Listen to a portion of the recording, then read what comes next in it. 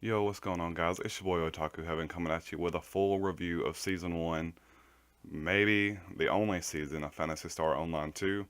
Not sure about it, we haven't got any information, but for this season, I've got to say, well, one thing, it held my interest. That's good. That's something you want from an anime.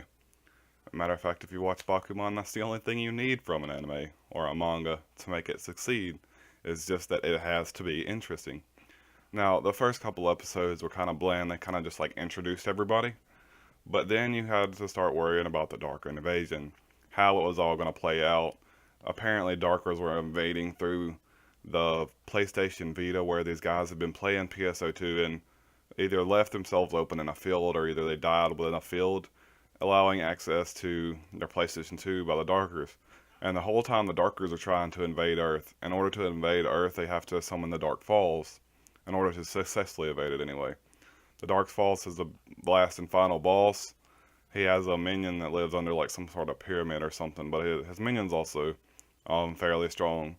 But in order to summon Dark Falls, they have to find a human with the potential to host Dark Falls and has the potential of photon arts, a very strong photon arts, not just a weak one that is commonly found in human. And well, in humanoids, the arcs are generally way more skilled than photon arts, but the humanoids have you know, basically a very low affinity for photon arts. However, there are a few of them that have really strong affinity for photon arts, and they need one of them to summon Dark Falls. And the whole time we're trying to figure out, well, who are they going to get? And that was fairly interesting. I really enjoyed that part. That will span between like episode 6 and 9, I believe. It was pretty good. The last few episodes were just a fight, how they were going to rescue Rena once Rena, the student council president, the one Itsuki was pretty much in love with, basically was captured and turned into the vessel for Dark Falls, and they were trying to rescue her before she basically became part of Dark Falls. So they sent Itsuki in with the risk of actually becoming, you know, part of Dark Falls itself in order to rescue Rena before she was completely consumed because it was very close. But the whole time they're having help from Aika. Aika is this obviously, as I've said plenty of times, Aika is my favorite character in the anime. And she basically is a hardcore military type chick who actually has a soft spot for Itsuki.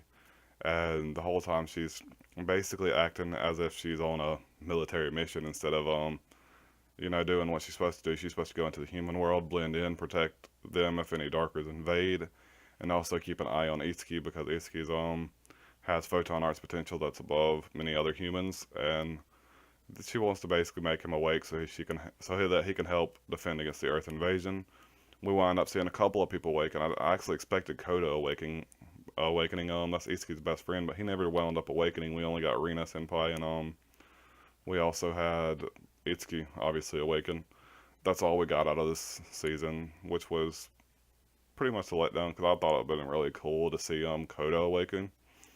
But we had all these people come together towards the end, like everybody that he's ever met in the whole Phantasy Star Online 2 universe to help rescue Rena, because apparently a lot of disappearances had been happening before they actually made it to Rena. They were testing all sorts of vessels to summon Dark Falls, but it was really interesting to see how they wound up getting to Rena and how Itsuki would respond to Rena. So I really enjoyed that part of the anime, and I really enjoyed how everybody came together at the end for that. But there was one thing. They didn't really do anything about the IRL meetings that brought everyone together. They just kind of like, oh, and then we're all together and that's it. It would have been kind of cool to see, more about these other characters, which could happen if there is a season two. So that would be pretty tight. Especially they focused on two main characters. So if season two does come out, the two main characters will mostly be the cat girl, the dudes that he met when he was delivering the package. I forget the two names. It's some cat girl who was actually a guy, and then some big guy that worked at a package delivery place.